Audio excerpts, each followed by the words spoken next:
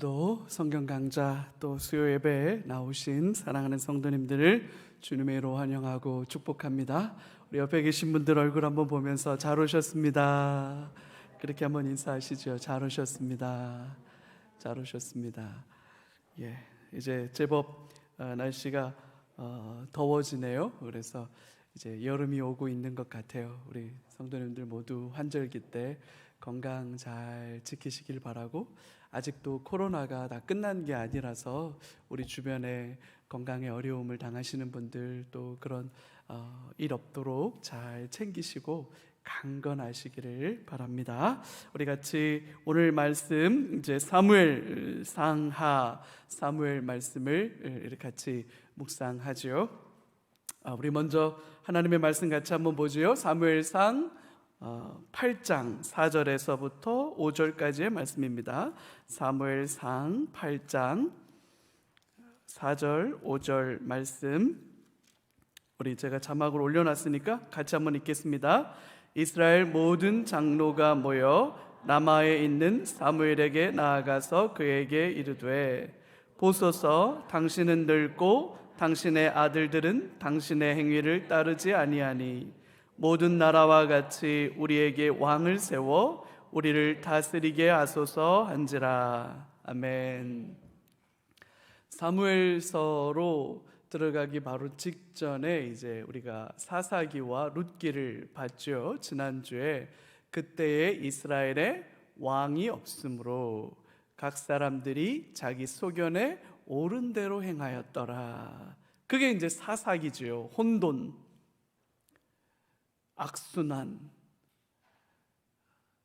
그래서 7번의 큰 악순환이 사사기의 핵심적인 메시지로 등장하고, 그리고 결국 뒤에 가면 이스라엘의 종교가 얼마나 타락했는지, 심지어는 모세의 증손주 정도 되는 제사장이 한 집안에, 그리고 한 지파의 제사장이 되겠다고 여호와의 실로의 그 제사장의 역할을 버리는 모습을 봤어요. 레위인이 첩을 두고 그 첩을 데리러 갔다가 더 끔찍한 일을 당하고, 이 일 때문에 참 입에 담기도 어려운 일들이 벌어지는 것을 봤어요. 그래서 사사기의 그 혼란상을 봤죠. 그럼에도 불구하고 룻기를 통해서 그 시대에, 혼란한 그 시대에 믿음을 지키는 사람들의 신실한 삶을 또 봤어요. 왕이 없으므로 사람들이 각자 자기 소견에 옳은 대로 행했다. 지난주에도 말씀드렸지만 왕은 정말로 없었던 건가요? 아니죠. 근데 이스라엘에게는 왕이 없었다. 그래서 이스라엘이 그렇게 행할 수밖에 없었다. 그게 이제 4세기의 결론인데, 그 다음에 이제 그러면 이제 왕이 등장하는 내용이 이제 이어지겠죠. 이게 사무엘이에요. 이스라엘 모든 장로들이 모였습니다. 백성의 지도자들이 모였어요. 필부필려, 평범한 남자 여자들이라면 이런 생각 저런 생각 할 수 있어요. 그러나 이스라엘의 장로들, 백성의 지도자들이라면 누구보다도 하나님 앞에 신실한 그 약속을 붙들고 가야 할 책임이 있는 사람들이죠. 근데 그 백성의 지도자들이 같이 모였습니다. 그래서 다 같이 라마에 있는 사무엘에게로 갔습니다. 사무엘에게 가서 이렇게 말합니다. 보소서, 여보시오, 당신은 늙고, 이제 사무엘은 늙었어요. 당신의 아들들은 당신의 행위를 따르지 않고 있습니다. 자식 농사가 세상에 제일 어려운 일이죠. 이거는 사무엘도 피해가지 못했던 것 같아요. 사무엘이 하나님 앞에 신실한 것과는 달리 사무엘의 아들들은 불황자들이었습니다. 어떻게 경건한, 이렇게 신실한 믿음의 사람의 자녀가 이럴 수가 있지? 안타까운 일이에요. 그러니까 이스라엘은 지금 사무엘이 사사라고 하는 것에 대해서는 불만이 하나도 없어요. 그리고 사무엘을 통해서 블레셋과의 전투에서 이미 여러 번 승리를 경험했기 때문에 사무엘에 대한 신뢰가 굉장히 큽니다. 그래서 사람들은 사무엘을 이스라엘의 왕을 삼고 싶은 생각을 가졌던 것 같아요. 근데 이제 사무엘이 나이가 많아서 늙어서 이제 하나님께로 돌아갈 날이 멀지 않았어요. 그럼 이제 누가 대신해서 사무엘의 뒤를 계승해야 되느냐? 사무엘의 아들들이 그 일을 해주기를 기다렸는데 사무엘의 아들들은 그러지를 못하는 불황자들이었던 거죠. 그러니까 여러분, 이게 중요해요. 사무엘은 늙었고 사무엘의 아들들은 사무엘만 하지 못하고, 그래서 어떻게 해달라고 요구하느냐? 모든 나라와 같이 우리에게 왕을 세워서 우리를 다스리게 하소서. 자, 1번, 2번, 3번 요구를 하는데 여러분 잘 보세요. 우리 이스라엘이 어떻기를 바란다라고 이스라엘의 장로들이 사무엘에게 요구하냐면, 우리가 다른 나라들과 좀 같았으면 좋겠다.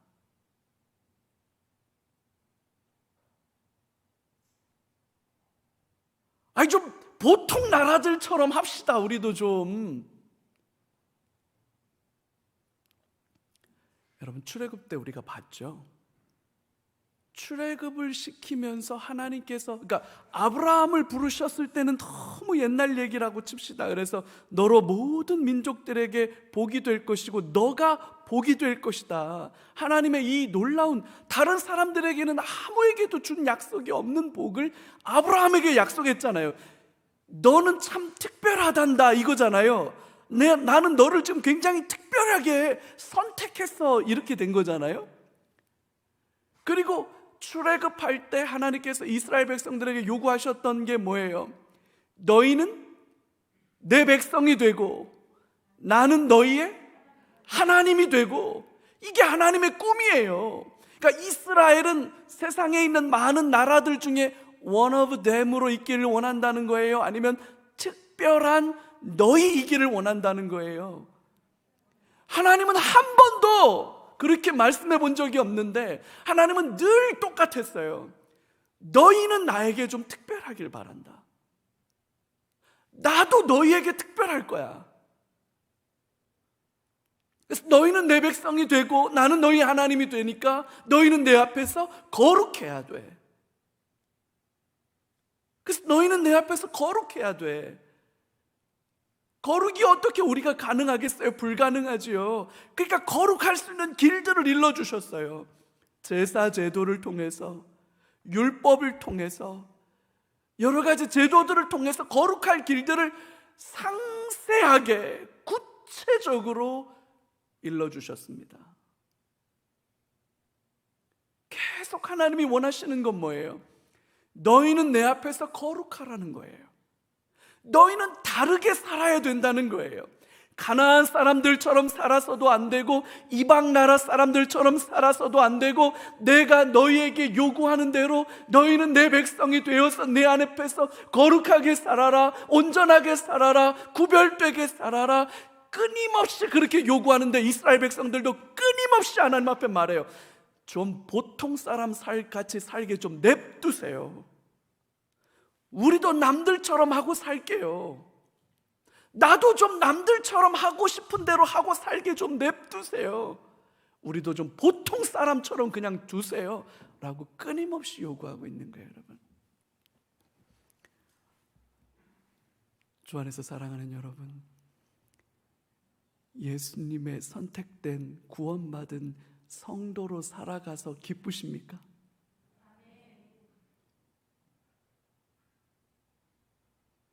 아니면 제 멋대로 막 살아가는 세상 사람들이 부럽습니까?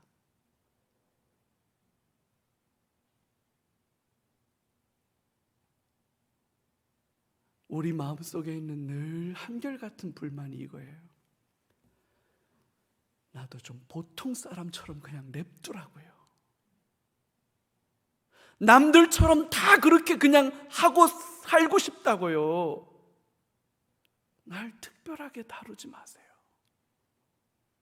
날 특별하게 다루지 마세요. 힘들어요. 이게 늘 하나님 앞에서 우리의 불만이에요.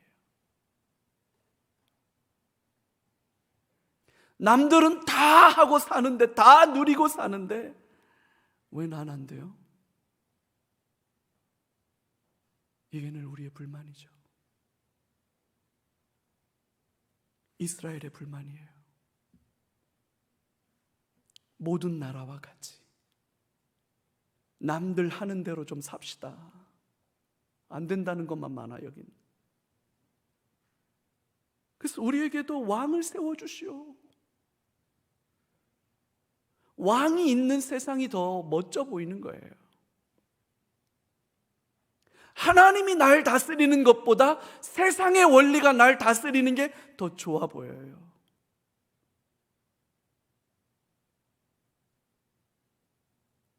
여러분, 어쩌면 우리가 새생명전도축제라고 해서 1년에 한 번을 이렇게 요란스럽게 지나가는 건 어떤 의미에서 보면 안타까운 거예요. 내가 붙들고 있는 이 믿음과 내가 살아가는 이 성도로서의 삶이 내가 가슴이 저미도록 기쁘고 만족스럽고 행복하지가 않은 거예요.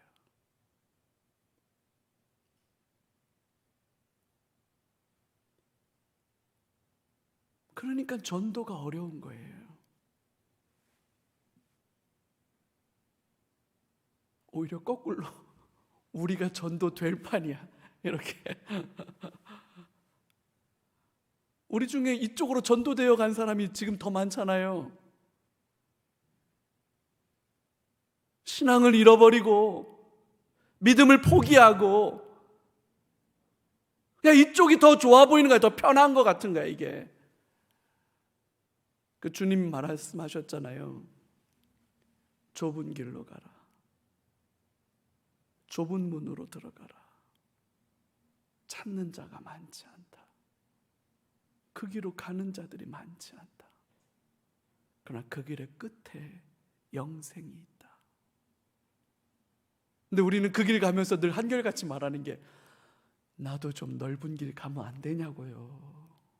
나도 좀 쉽게 가면 안 되냐고요. 나도 좀 편하게 가면 안 되냐고요. 늘 하나님 앞에 이걸 가지고 원망하죠. 이스라엘이 그랬어요. 이스라엘이. 어제 오늘의 일이 아니죠. 그러니까 사무엘은 결국 이 얘기가 펼쳐지는 거예요. 우리도 남들과 같아지기를 바란다. 하나님의 꿈은 너희는 내게 특별하기를 바란다. 이 하나님의 꿈인데 하나님의 꿈과는 달리 이렇게 가고 싶어 하는 거죠. 자, 그래서 사무엘서를 통해서 펼쳐지는 이 두 가지 12지파가 정착하게 된 모습이에요. 여러분, 이게 갈릴리 호수지요. 요단강이고 이게 사해바다인데요. 이렇게 12지파가 이렇게 정착지를 나누어서 이렇게 됐어요. 이 상태로 이제 사사기를 지나고 나서 다윗 왕국 시대로 돌아가 보면 여기가 이렇게 갈릴리고 요단강이고 이렇게 사해바다인데 유다 지파가 이렇게 있죠. 유다 지파 안에 시몬이 있어요. 북쪽에 이스라엘 10개 지파들이 모여 있고 암몬과 모압과 에돔과 블레셋이 이렇게 있어서 암몬, 모압, 에돔 그리고 블레셋, 여기가 이제 이스라엘의 적수들이 돼서 이제 통일왕국 시대도 그렇고 분열왕국 시대에도 그렇고 계속해서 이스라엘을 괴롭히게 되고 전쟁을 하게 되는 그런 일들이 펼쳐지죠. 12지파가 정착됐던 상황의 지도와 다윗 왕국 시대의 지도, 솔로몬 때는 이 위쪽 북쪽을 더 차지해서 영토가 더 넓어지긴 합니다만 지금 이 다윗 왕국 시대의 영토가 이렇게 구성되어 있어서 요 예루살렘, 헤브론 이쪽 지역 주변으로 다윗이 활동을 하게 됩니다. 큰 틀에서 사무엘 상하, 열왕기 상하 이거는 사실은 하나예요. 그래서 사무엘 상하, 열왕기 상하를 같이 쭉 읽어가서 한 통으로 읽어야 됩니다. 이제 사무엘부터 시작해서 열왕기 하까지 가면 이제 분열 왕국으로 다 멸망되는 것까지 가는 거예요. 그래서 이제 첫 사울 왕 등극하고 다윗 등극하고 다윗 죽고 난 다음에 나라가 르호보암과 여로보암으로 갈리고 북이스라엘 여로보암을 따르는 사람들과 또 르호보암을 따르는 남왕국 유다 사이에 왕들이 쭉 이어지는 그 역사가 이제 열왕기 하까지, 그래서 사무엘 상에서 열왕기 하까지는 쭉 이어지는 왕국의 역사를 다루고 있는데, 사무엘 상만을 뚝 떼놓고 보면 이렇게 두 조각으로 나눌 수 있다, 그렇게 말씀드릴 수 있습니다. 하나는 마지막 사사인 사무엘, 마지막 사사인 사무엘을 다루는 내용이 1장부터 7장까지, 조금 더 길게 잡으면 12장까지를 중심 인물을 사무엘로 잡으면 1장부터 12장까지가 마지막 사사 사무엘에 대한 이야기를 다룰 수 있어요. 근데 이제 사울이 사무엘과 관계를 가지고 왕으로 즉위하기 전까지 13장에 가면 사울이 왕으로 등극하는데, 그 13장이 돼서 공식적으로 왕으로 즉위하고 난 다음부터 31장까지를 사울의 이야기, 근데 그 사울의 이야기 안에 다윗 이야기가 끼어들어가 있기 때문에 그렇게 볼 수 있는데, 저는 이렇게 두 조막으로 사무엘상을 이해하면 좋겠다. 사무엘에 관련된 이야기와 사울과 관련된 이야기로 나누어 볼 수 있다. 사무엘과 관련된 이야기는 1장에서 7장까지가 주를 이루고, 사울 왕과 관련된 이야기는 8장에서 사무엘상 맨 끝장인 31장, 그래서 사무엘상 끝에 가면 사울이 죽죠. 그래서 이 두 쪽으로 딱 나누어 놓고 보면 앞에 부분에는 사무엘이 등장하게 되는 내용과 사사로 사무엘이 어떻게 이스라엘에서 활동했는지를 다루고 있습니다. 뒷토막으로 가면 이스라엘의 초대왕 사울이 등장하게 되는데 왕정이 시작되게 됩니다. 8장부터 이제 그 내용들이 우리가 방금 앞에서 읽은 것처럼 이제 백성의 지도자들이 사무엘에게 와서 우리도 왕 세워달라고 요구하기 때문에 사무엘이 그것 때문에 막 속상해할 때 하나님께서 사무엘에게 그건 너를 버린 게 아니라 백성들이 나를 버린 거다, 그렇게 하나님 말씀하세요.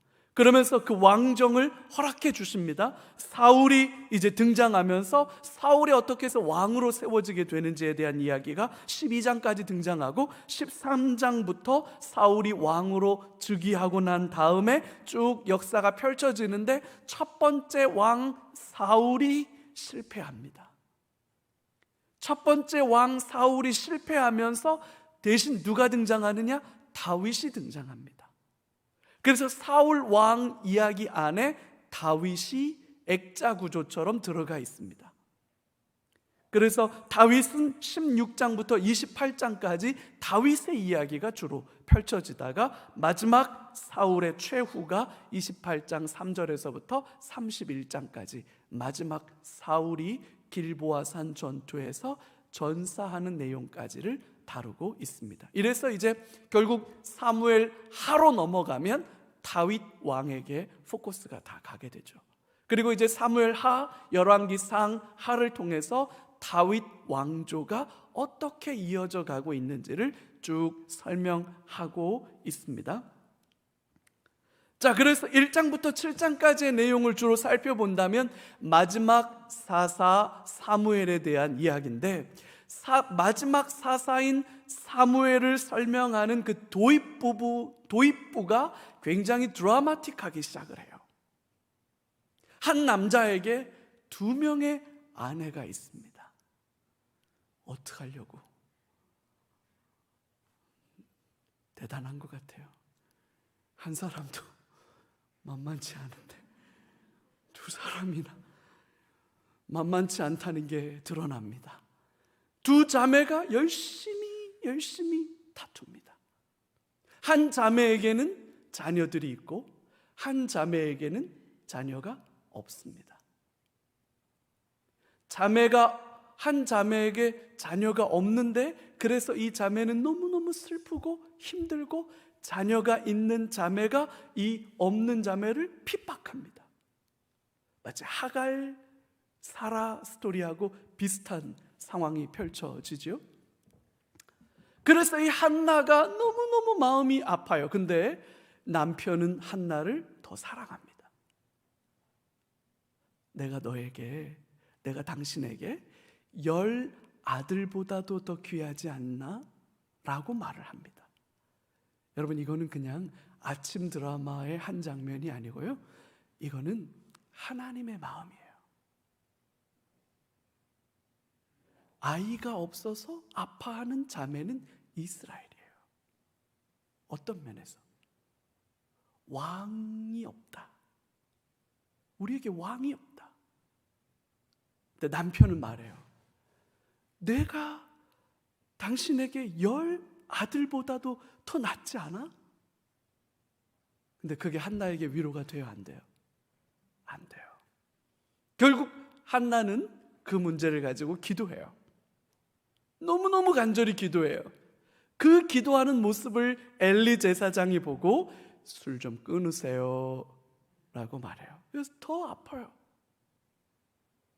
근데 여러분, 오늘 제가 이 사무엘상을 다시 한번 오늘 강의하기 위해서 다시 한번 꼼꼼하게 보면서 너무 놀라운 건, 엘리 제사장이 굉장히 하나님 앞에 멀어진 제사장이잖아요. 신실하지 않은 제사장인데, 근데 여러분, 너무나도 놀랍게 그 대제사장이 한나를 보내면서 하나님이 당신의 기도 가운데 그대로 역사하실 거다라고 축복하는데, 엘리 제사장의 축복이 한나에게 성취됩니다.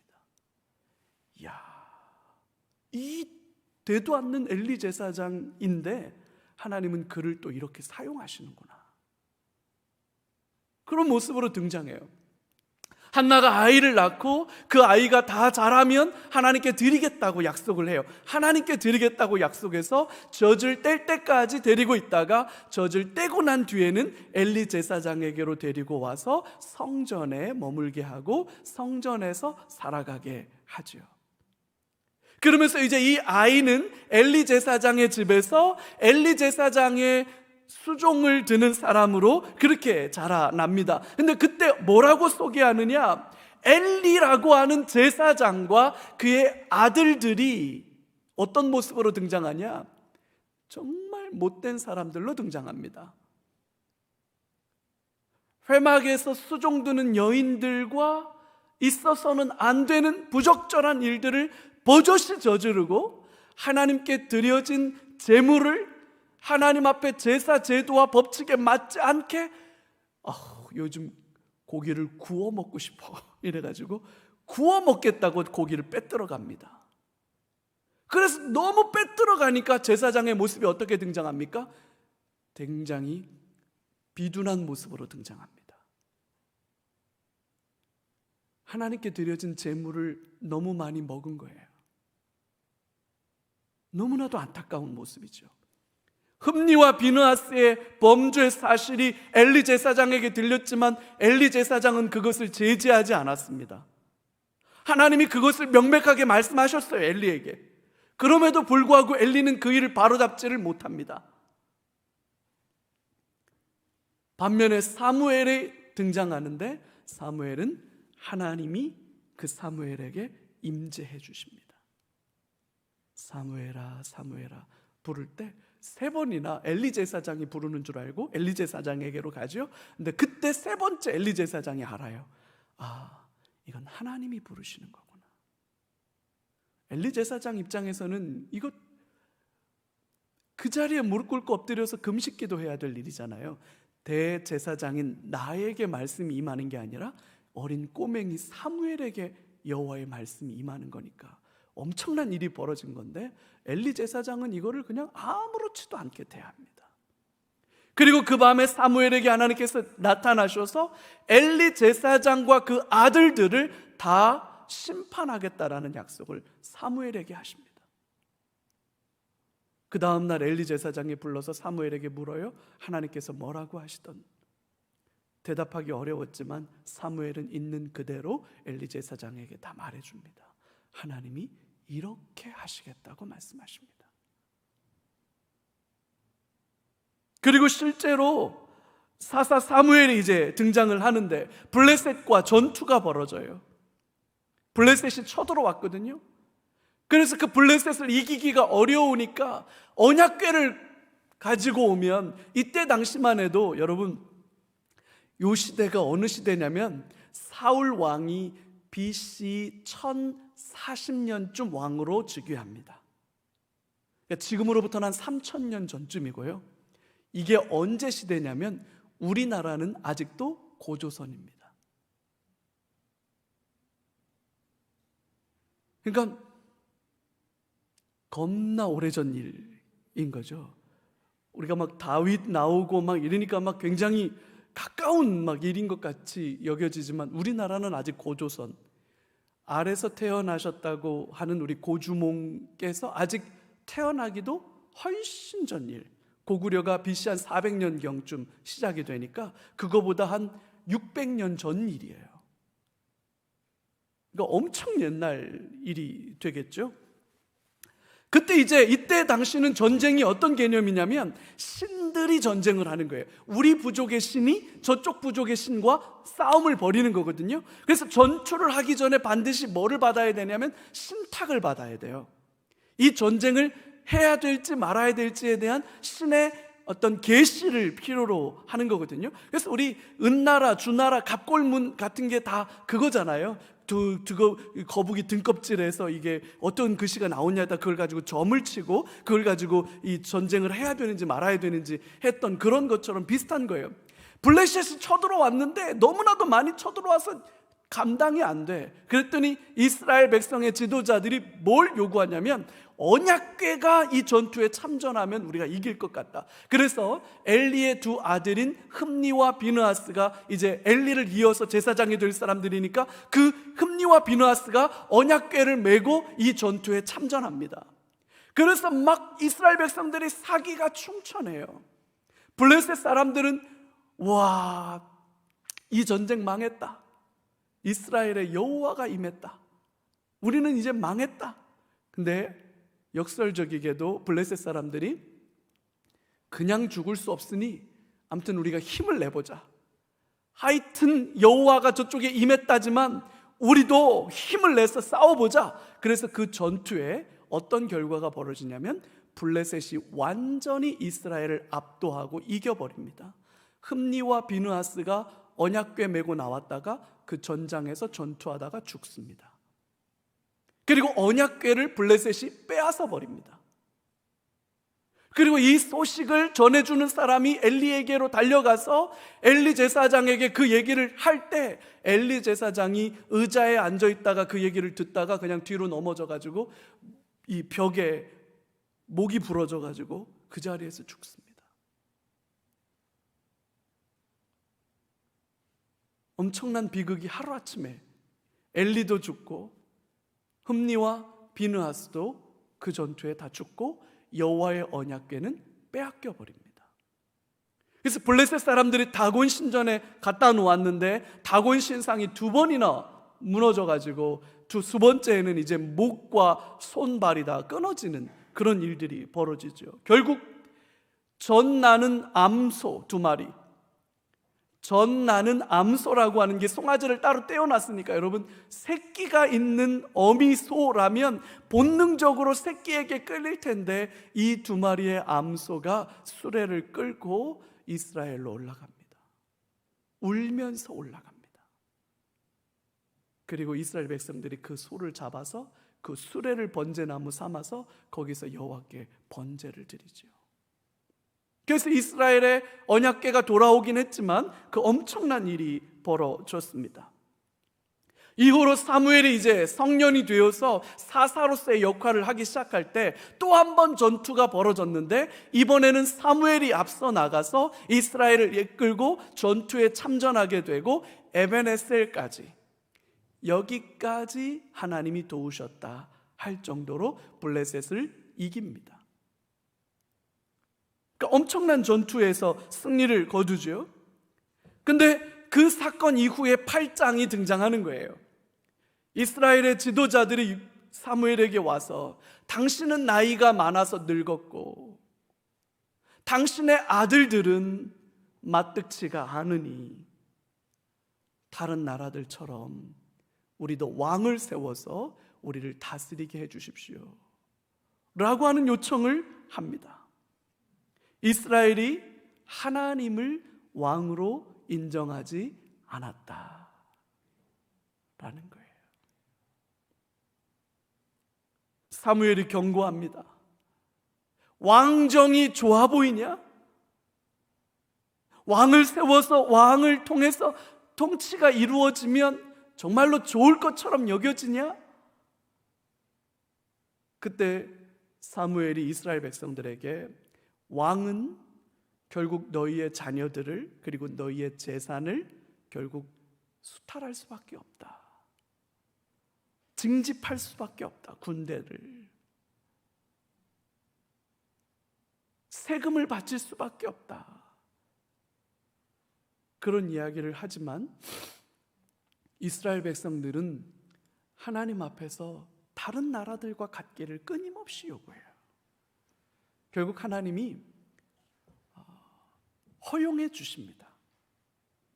왕정을 허용해 주세요.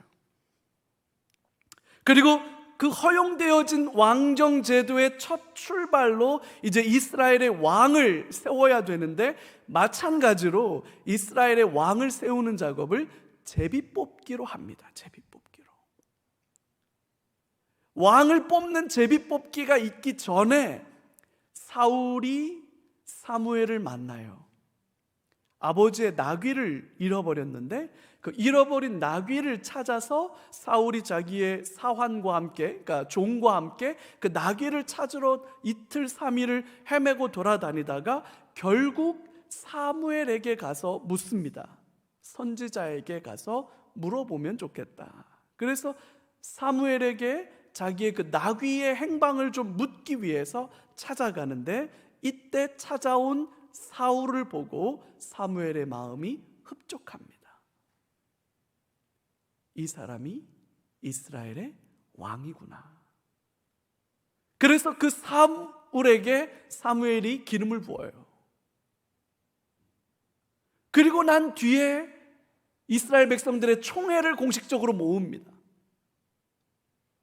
그래서 12지파가 나와서 제비를 뽑고, 그래서 결국 사울이 이스라엘의 왕으로 선출되었는데, 사울이 이스라엘의 왕이 되었다라는 사실을 받아들이지 못하는 사람들의 반발이 등장합니다.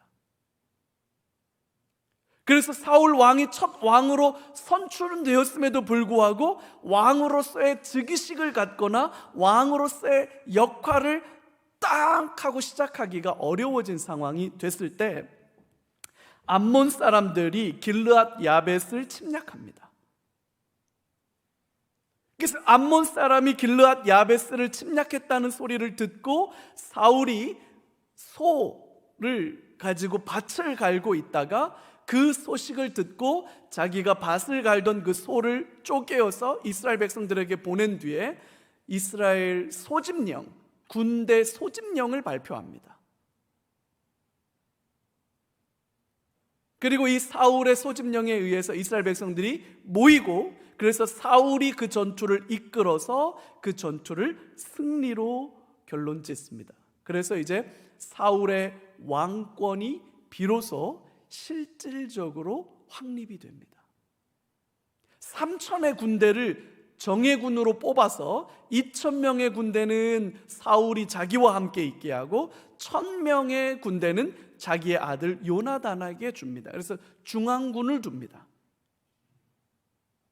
그러니까 이 중앙군을 통해서 통치할 수 있는 실질적 권력의 기반을 만드는 거예요. 3,000명의 군인들로. 근데 그렇게 시작된 사울의 왕권이, 왕으로서 사울의 모습이 흔들리기 시작합니다. 블레셋과의 전투가 또다시 벌어졌어요. 블레셋이 쳐들어왔는데 병거가 3만 대, 마병, 기병이죠. 말을 타고 전투하는 사람. 그러니까 병거와 마병은 중무장을 한 아주 강력한 군사력이죠. 병거가 3만이고 말을 타고 전투를 하는 사람이 6천 명이고 보병은, 백성들은 해변의 모래와 같았다. 헬세아릴 수 없이 많은 군사들이 모여서 이스라엘을 쳐들어왔어요. 그러니까 사울 입장에서 봤을 때는 전투력으로 중앙군 3천을 가지고 있지만 나머지는 이스라엘을 소집했는데, 여러분 굉장히 재밌는 설명이 나와요. 요때 이스라엘은 제대로 된 철기 문화를 갖추고 있지 못합니다. 칼을 가진 자는 사울과 요나단밖에 없어요. 철로 된 칼을 가진 자는. 블레셋 사람들은 대부분 다 철기로 된 무기를 가진 사람들입니다.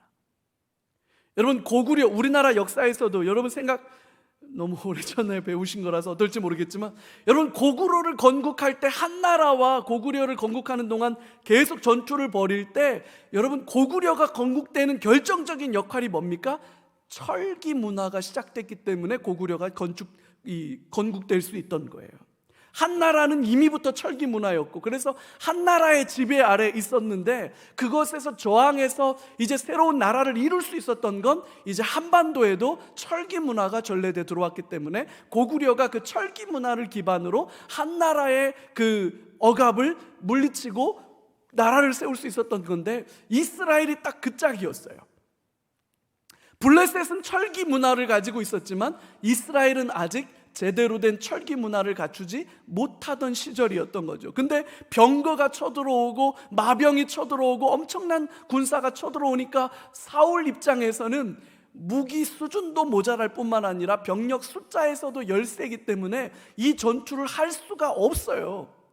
유일하게 이 전투를 하려면 결국 정신력이죠.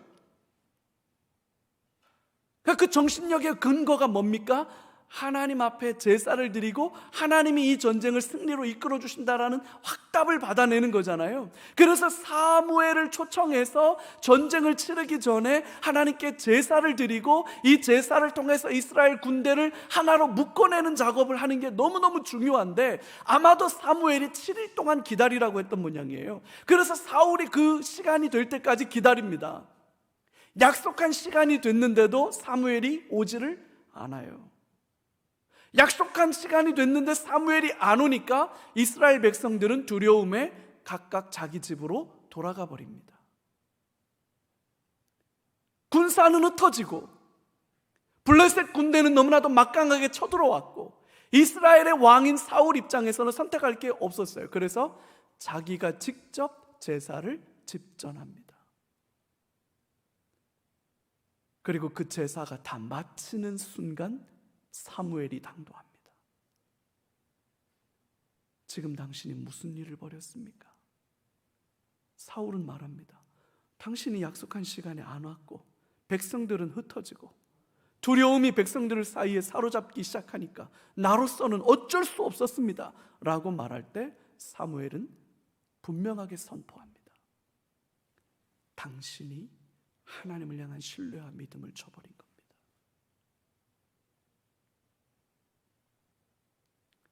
또 한 번 사울은 분별 없는 맹세를 합니다. 블레셋과의 전투가 벌어졌는데 이 전투 속에 사울의 아들인 요나단이 엄청난 전과를 올립니다. 선제 공격을 감행하고 그 선제 공격 속에서 블레셋 사람들이 언제 자중질환이 벌어져서 자기들끼리 치고받고 싸우는 일들이 벌어지면서 그냥 주워 먹으면 되는 전투가 벌어져서 이스라엘 백성들이 힘을 내서 그 블레셋 사람들을 쫓기 시작하는데, 사울이 분별 없이 오늘 이 블레셋 사람들을 다 공격해서 이들을 쫓아낼 때까지 아무도 음식을 입에 대지 말라. 누구든지 그러니까 음식을 입에 대는 사람은 하나님의 저주가 임할 것이다 라고 하는 그런 저주를 합니다. 근데 이런 얘기를 할 때 요나단은 먼저 선제 공격을 하러 나갔었기 때문에 요나단은 그 얘기를 못 들었어요. 요나단이 숯불에서 전투를 하다가 지팡이 끝으로 꿀을 찍어서 그것을 먹는데, 여러분 요나단이 눈이 밝아졌다. 홈쇼핑에 꿀이 나오거든. 요나단을 광고 모델로 세워서 이거 한 모금 먹으면 눈이 밝아져요, 뭐 이런 거 하면 너무 좋을 것 같아요. 근데 이스라엘 백성들이 다 뜨악합니다. 근데 공교롭게도 이것 때문에 재판이 벌어지죠. 군사 재판이 벌어졌는데 이 책임이 요나단에 있다는 게 밝혀져요. 그러자 백성들이 누구 편을 들고 나옵니까? 백성들이 요나단 편을 들고 나옵니다. 그러니까 사울의 왕권이 형식적으로만 남아있는 모습이 보여지죠. 뿐만 아니라 아말렉과의 전투 속에서 하나님이 아말렉을 진멸시킬 것을 요구함에도 불구하고 사울은 아각 왕과 또 양과 소를 남겨둡니다. 사무엘이 왔어요. 이 양의 울부짖는 소리가 무슨 소리입니까? 라고 사울에게 물어요. 그랬더니 사울이 하나님께 제사를 드리면 좋을 것 같아서 남겨두었습니다 라고 또 합리화를 해요. 그날에 사무엘이 아각 왕을 데려다가 발로 밟고 죽입니다. 너무나도 잔인하게 죽여요. 그리고 사울에게도 분명하게 말합니다. 하나님 앞에 온전한 순종을 드리지 않았으므로 하나님도 당신을 버릴 겁니다. 그리고 이 일 때문에 사무엘이 너무너무 마음 아파하고 다시는 사울을 만나지 않습니다. 하나님께서 사울을 버리셨다. 결국 이스라엘 백성들은 왕을 요구했어요. 하나님이 이스라엘의 왕인데 하나님이 왕인 것은 불편하다는 거예요. 우리도 다른 사람들처럼 왕을 달라는 거예요. 그래서 하나님께서 마지못해서 그들의 요구를 들어주시기로 결정하시고 그들에게 왕을 허락하셨습니다. 사울을 주셨습니다. 다른 사람들보다 목 하나가 더 커요. 굉장한 키지요. 여러분, 이 시대에는 전투력이 체력에서 나오는 거예요. 신체 조건에서. 그러니까 다른 사람들보다 그 건장한 신체, 여러분 골리앗 보면 알잖아요. 그러니까 기본적으로 사울의 그 신체 조건이 왕이네 할 만한 거죠. 나 모든 사람들에게 설득력이 있을 만한 모습이었지만 그 사울은 결국 실패하고 맙니다. 제 멋대로 왕이기를 선택하는 거죠. 진짜로 왕이신 하나님을 바라보고 하나님을 닮아갈 생각을 해야 될 텐데, 하나님을 반영할 생각을 해야 될 텐데, 다윗을 선택하는 이유가 뭡니까? 하나님의 마음에 합한 자라고 자꾸만 나오죠. 왜 하나님의 마음에 합한 자라고 나옵니까? 다윗은 누구를 반영하고 있습니까? 하나님을 반영하고 있기 때문에 그렇습니다.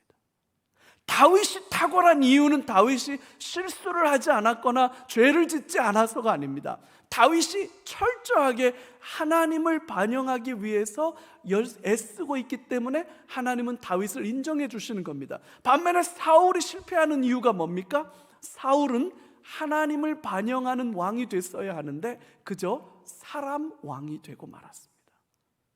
그래서 실패하는 겁니다.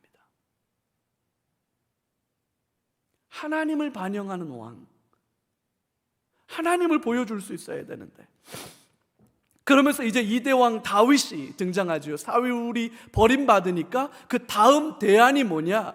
그 다음 대안을 찾는 작업들이 벌어지겠죠. 다윗이 왕으로 기름 부음 받아요.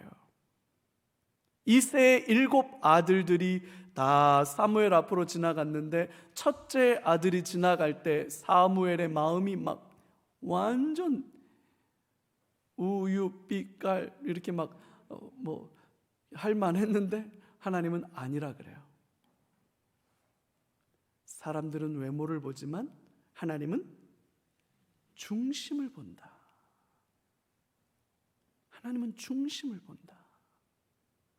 다윗이 불려왔어요. 근데 다윗이 어떻게 묘사됩니까? 얼굴이 붉고. 왜 붉을까요? 네, 햇볕에 그을린 거예요. 양치기로 최선을 다한 거예요. 눈이 빼어나고, 기본적으로 엘리 제사장은 눈이 어땠습니까? 눈이 멀었죠? 이건 영성을 말해요.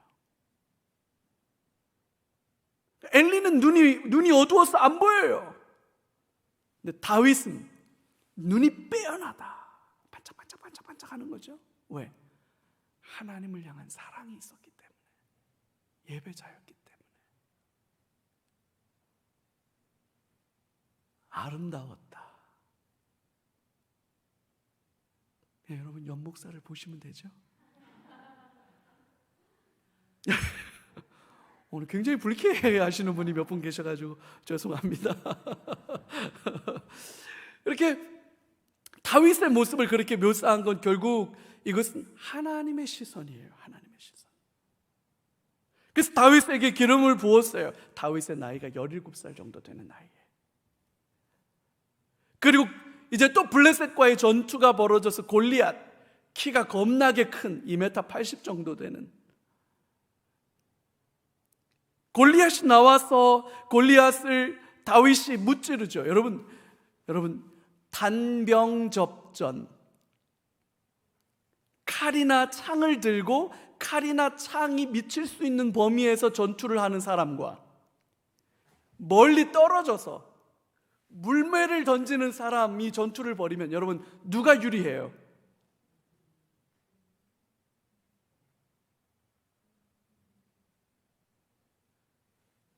소총 가지고 싸우는 사람과 미사일 가지고 싸우는 사람이 붙으면 누가 유리해요? 당연하죠. 왜? 아무리 골리앗이 커도 사정거리 밖에 다윗이 있는 거고, 다윗은 그 사정거리 밖에서 물매를 던질 수 있으니까 누가 유리해요? 다윗이 유리해요.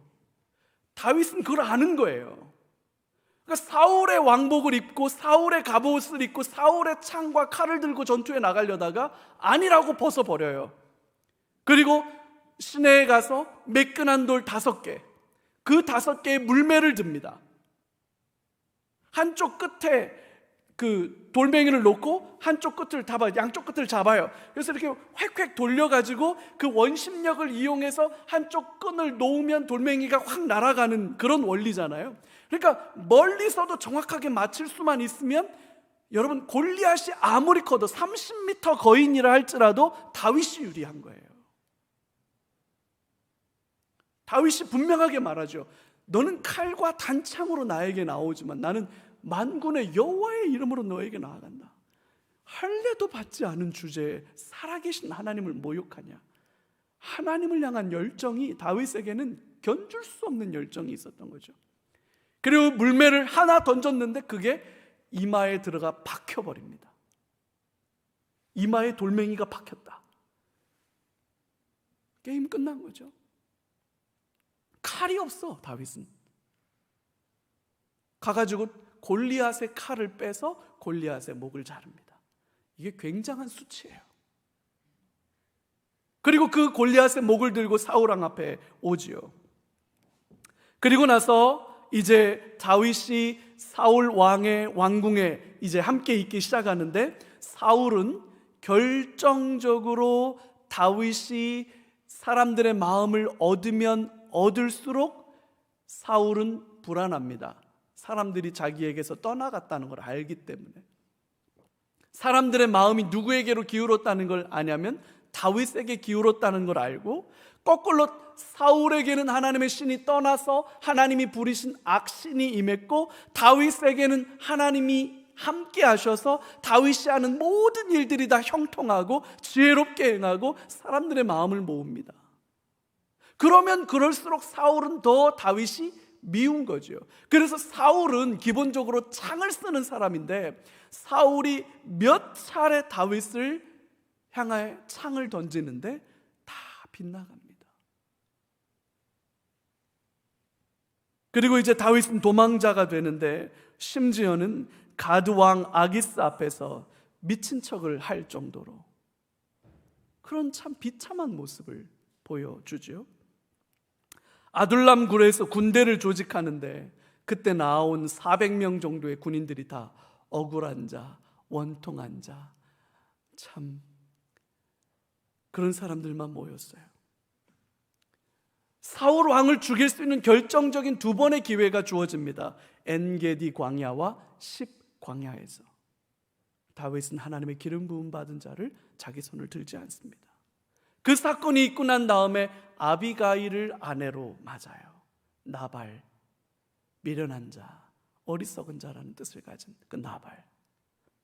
그리고 결국 사울의 추격을 피해서 블레셋으로 망명합니다. 그래서 시글락이라고 하는 곳에 거주하고 살아요. 그래서 블레셋 사람처럼 블레셋에 망명해서 삽니다. 근데 블레셋과 이스라엘이 또 전투가 벌어져요.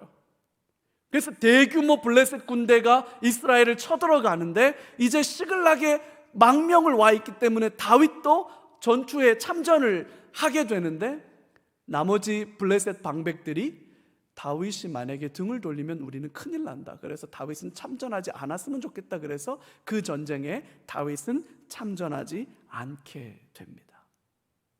이 전쟁이 일어나자 사울이 급해요. 그래서 하나님 앞에 이 문제를 어떻게 했으면 좋겠는지 기도를 하는데 하나님의 음성, 하나님의 응답, 하나님의 예언이 꿈으로도 선지자로도 어떤 것으로도 임하지를 않습니다. 그러자 사울이 급해요. 이미 죽은 사무엘을 신접한 영매를 통해서 불러 올립니다. 이 사울이 과연 누구냐라고 하는 것 때문에 조금 어려운 해석이 되긴 합니다만 이것은 사단의 역사라고 보는 게 맞을 거예요. 실제로 죽은 사울이 불려 올려졌다기보다는 이 전체가 다 하나의 악한 영, 사단의 역사다 이렇게 보는 게 맞을 텐데 그 영매가 불려온 사울이 이스라엘의 멸망, 사울의 멸망을 이야기를 하죠. 결국 이 전투가 벌어지게 되고 다윗은 그 전투에서 빠져서 자기의 원래 그 본거지인 주둔지인 시글락으로 돌아갔는데 그 잠깐 사이에 아말렉 사람들이 와서 시글락을 약탈하고 갑니다. 다윗의 두 명의 아내, 사울의 딸 미갈은 이때 같이 하고 있지 않았어요. 아히노암과 아비가일이라고 하는 두 명의 아내와 나머지 백성들의 모든 가축들과 자녀들이 다 탈취돼서 끌려갔는데 결국 다윗이 가서 찾아오게 되죠. 그러는 와중에 길보아 산에서 이스라엘과 블레셋이 전투가 벌어집니다. 이 전투에서 결국 사울과 요나단은 한날에 같이 전사하고 말죠. 이 사건을 이렇게 사무엘 상 마지막에 왜 다윗이 그 시글락이 약탈당하고 아말렉과의 그 전투에서 다시 약탈당한 것을 찾아오는 내용을 왜 설명하고 있느냐라고 하면 그 다음 장면이 중요한데 사울과 요나단은 전사했지만 결국 사울의 왕조를 이어가는 지배계층들은 다윗을 인정합니까? 안 합니까? 안 하죠. 그럼 다윗의 정통성은 결국 어디에서 찾아져야 되느냐? 유다 지파를 통해서 나머지 사울을 따르는 나머지 지파들과 함께 이제 이 통일 왕조를 이루어야 될 때 다윗에 대한 공격의 빌미의 1번이 뭐가 될 수밖에 없습니까? 다윗은 블레셋으로 망명 갔던 사람이니까 우리로 치면 나카무라로 창씨 개명하고 일본 순사가 되었던 사람이었던 거다 이렇게 얘기를 하면 그 다음에 대통령 선거에 나오겠습니까? 못 나오죠. 그것이 굉장히 중요한 일이 돼요. 사무엘 하로 가면 사무엘 하 앞부분에 가장 중요한 게 뭡니까? 사울을 따르는 사람들과 이제 다윗을 따라야 된다고 생각하는 사람들 사이로 이스라엘이 나누어지게 되잖아요. 결국 다윗의 숙제는 뭡니까? 사울을 따르던 사람들까지를 다 통합해서 통합의 정치를 만들어내는 게 중요한데 그러려면 블레셋으로 망명을 가 있었다는 이 다윗의 전력이 굉장히 불리하게 작용할 수밖에 없는 거잖아요. 그 와중에 사무엘 상을 통해서 명백하게 다윗이 블레셋으로 망명을 가 있었음에도 불구하고 이스라엘과 적대 행위를 하지 않았다는 것을 분명하게 밝히면서 사무엘 상이 마치는 거예요. 이제 그 다윗이 어떻게 이스라엘의 전체 지도자로 등극하게 되느냐라고 하는 것이 사무엘 하를 통해서 펼쳐지게 되겠죠. 그건 다음 주에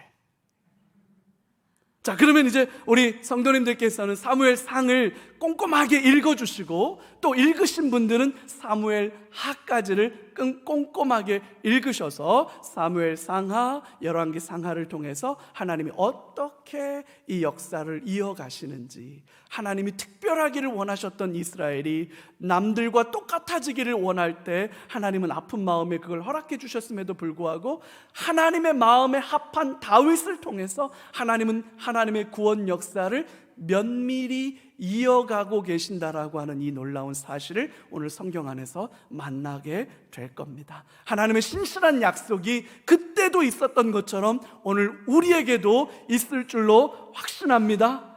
아멘. 사울에게 또 다윗에게 역사하셨던 하나님이 오늘 나에게 역사해 주시고 오늘 우리에게 역사해 주셔서, 여러분 이 시간에 우리가 이렇게 한번 기도했으면 좋겠습니다. 하나님, 세상 사람처럼 살고자 하는 욕망과 세상 사람처럼 그들의 삶을 부러워했던 마음이 있다면 회개하고 돌이킵니다. 주님, 구원받은 백성답게 살게 하여 주옵소서. 거룩한 자녀로 살게 하여 주옵소서. 하나님의 언약 백성으로 살게 하여 주옵소서. 그 마음의 열정과 다짐을 내 마음 가운데 허락하여 주옵소서. 우리 같이 한번 합심해서 사모하는 마음으로 같이 한번 기도하고 주님 가르쳐주신 기도를 마치겠습니다.